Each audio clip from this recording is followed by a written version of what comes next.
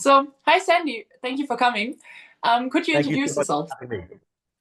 I am Sandy Goldberg. I am a professor of philosophy at Northwestern University, and I also have posts at the University of St. Andrews in Scotland and the University of Johannesburg in South Africa. Okay, that was very quick. Today I want to talk about fake news and epistemic rot. So first, it would be cool if you could give some examples of what do you think fake news are? Sure. So if you think about fake news is something that pretends that it's the news. So it usually takes the form of a news report.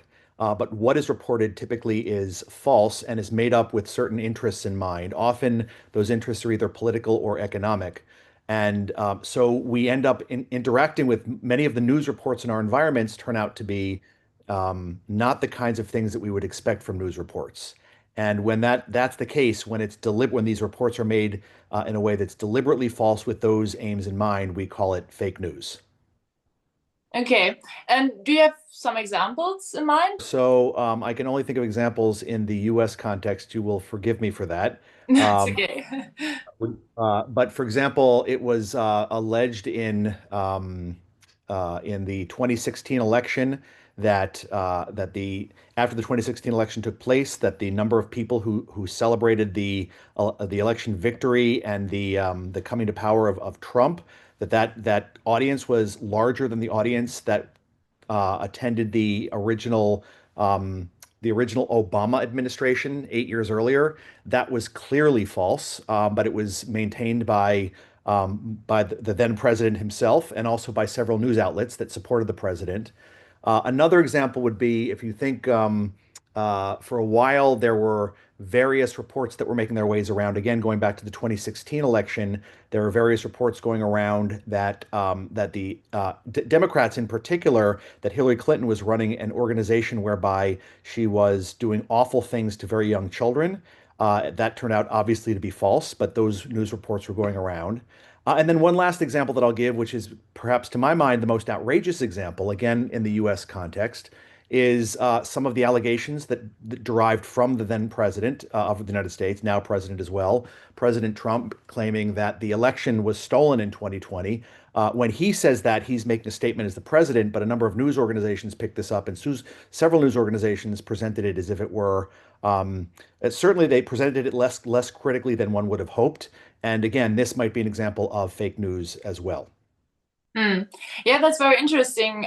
Your fake news are always like false, and there's always this. Yeah, you said in your paper it's like lying and unlike misleading. I think that's very interesting because I know some accounts where people describe fake news also as bullshitting, for example. But I think you're more strict there, right? You wouldn't say that, yeah, doing bullshit is spreading fake news, right? Yeah, I think that that's a really nice point. I tend to think that fake news is slightly different from bullshitting. If you take bullshitting to be the way that Harry Frankfurt understood it, the bullshitter is somebody who presents something as true without any concern for whether in fact it's true. And they don't really have to care that much about whether it's true.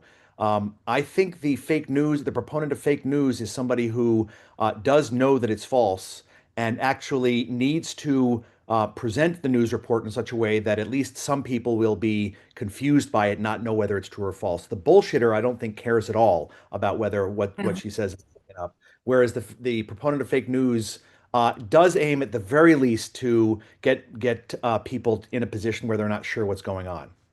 You mentioned that theories of testimony can shed light on the epistemic harms which arise when we consume fake news, but you also criticize that models.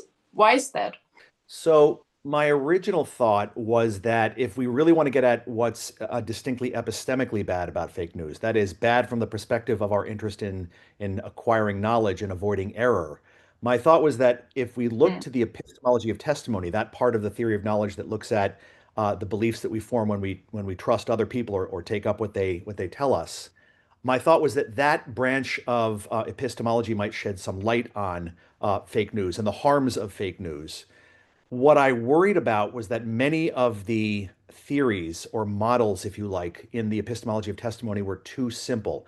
And what I meant by that was They typically they often have in mind just a speaker and an audience member.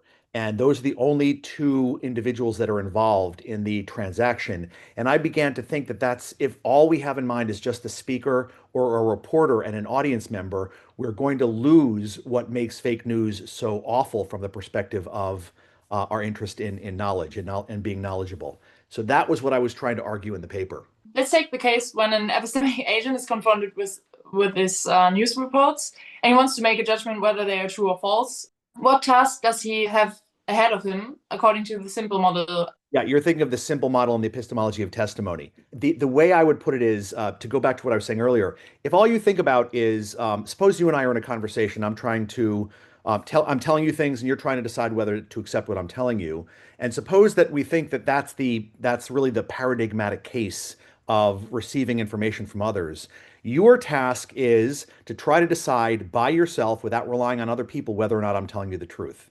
And that turns out to be that can be a challenging task, especially if you don't know much about the kind of thing that I'm telling you about, especially if you don't know me that well. It can be rather challenging for you to determine whether I'm telling you the truth. To be sure, you might have something that you go on, but that can be a challenging task.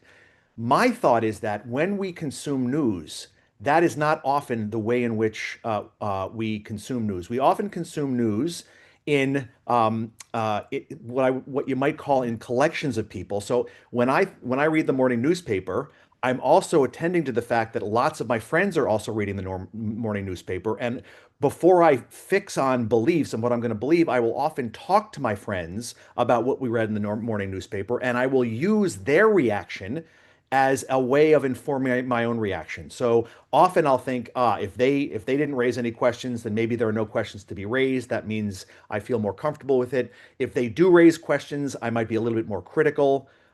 So I wanted to point out that often when we consume news, we do so in community settings, and that's something that's lost when all we focus on is a single speaker and a single audience member. I don't know if that makes sense, but that was the kind of worry that I had in mind with the simple picture. You also said there were some challenges epistemic agents are confronted with. Do you know this aims of empirical assumption part in You your may have paper? to remind me a little bit more. Yeah, that time and energy, like-mindedness, and social identity are Thank you. empirical assumptions. Yep. So when you think about the way the amount of energy that we'll devote to trying to figure out whether we're being told something true, that can depend a lot on what's at stake. But it also, we don't have that much energy in the course of a day to think about everything that people are telling us. So we often use a lot of shortcuts and heuristics. And what I was pointing out is that a lot of our shortcuts and heuristics build into them a number of assumptions. You can actually get a sense of that from the answer that I gave you previously. So think about when I read the news, or you read the news, and we do so in community settings where we tend to talk to our friends about the news, and we see what kind of responses they give, and we rely on their responses to inform our responses. What we're really doing is we're making assumptions that the people around us, our friends, are thoughtful people and they're likely to get it right. So if they don't see any problems with the news, it's likely that there are no problems with the news. But that's an assumption because my friends could be highly biased in what they accept or don't accept. So if I rely on them, I can be relying on people who, in fact, are biased. It's well known in the psychological literature. I think we talked about this in Germany. It's well known in the psychological literature that we tend to associate with people who are like-minded, and that's going to build in a number of assumptions about people who share my identity are likely to be right on these topics and not wrong. That assumption could be false from time to time. My suppose that I'm a white cis male Jewish guy. It could be that other white male cis Jewish guys actually have prejudices on certain matters, so that if I rely on them, I'm going to get myself into trouble. I'm actually going to reinforce my own prejudices and take them to be much more rational than they are. Those are the kinds of empirical assumptions that inform the way we rely on others when we are consuming our news in community groups. I hope that comes across clearly. Yeah, that was good. Yeah. So let's come to your metaphor of epistemic rot. What do you want to express with it? This was a metaphor. I'm hoping this metaphor makes sense. So Nikki, I appreciate your asking me to expand on it. My thought was this: take the ordinary notion of rot. When suppose that your floor begins to rot. If you have a wood floor and it begins to rot, what happens? The reason that that's a very scary thing is that the rot of a certain part of the floor can begin to spread to the rest of the floor, and it can actually undermine the floor as a foundation for your house. So you really want to be careful about any beginning of rot spread. It's really an indication of the lack of, if it were an organism, the lack of health of the organism, or in the case of a floor, it's the lack of the structural goodness of the floor. My thought was that our communities can be thought of on the model of something like a plant, so that if there is something in our communities that's beginning to rot, which is to say, beginning not to work effectively in the way that we're expecting it to, that actually can have a much greater effect by undermining the way in which our communities are delivering us with good information, big effect on that. So if my friends, for example, to use the example I gave you earlier, if my friends all share my prejudices, then not only do I have those prejudices myself, but them about whether these things are true. They say, but of course they're true. That's going to reinforce my prejudice. In addition to which, we are reinforcing the kinds of things that can actually affect other people who rely on us as well. And what I tried to point out in the paper was that these things can actually have a terrible effect on communities and make us much less knowledgeable and well informed than we think we are, and much more ignorant with many more false beliefs than we think we are. How does fake news relate to epistemic rot? Was my next question. I think it came through a little bit, but maybe you could just put it Sure. more concrete. Yeah. Fake news just reinforces a lot of it can reinforce a lot of our prejudices, even when we don't believe fake news. The fact that we need to expend energy to think about it, the fact that we need to address ourselves to people that are spreading it, that takes away energy we might otherwise have devoted to other things. And in addition, I think what happens when our community begins to really polarize around the kinds of beliefs that we have, that will have an effect that lots of false claims make their way into our community and lots of true claims are kept out. And that actually is just that's going to be a self-perpetuating mechanism that's going to make our communities even more epistemically sick, and I think even worse off. And I think we do see some of that in the kinds of polarization phenomena that you see spreading throughout I think the world these days. In our environment right now, we have a lot of fake news. So, do you think that our environment will rot automatically, or do you see any chances that it's getting better?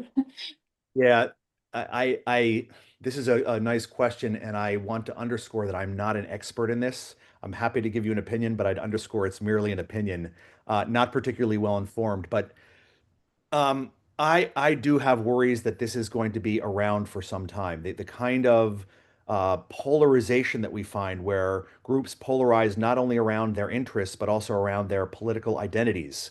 Certainly that's true in the United States. And my impression from afar is that it's also true in much of Europe.